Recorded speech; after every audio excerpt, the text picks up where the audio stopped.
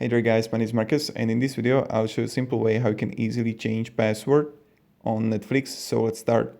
The first thing you want to do is just open Netflix application on mobile, and when you're gonna be here, just open account here, and when you're gonna be on account, go to right bottom corner to more, and right here you're gonna see account.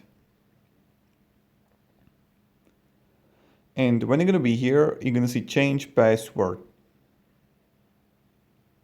And right here, you just add the current password, then you just add here the new password and you confirm the new password and you just click save. And this is pretty much it how we do it. So this is how we can change password on Netflix. Thank you very much everybody for watching. If you have any questions guys, ask me down in the comments. I'll really happy to help you in here. Have a great day and goodbye. See ya.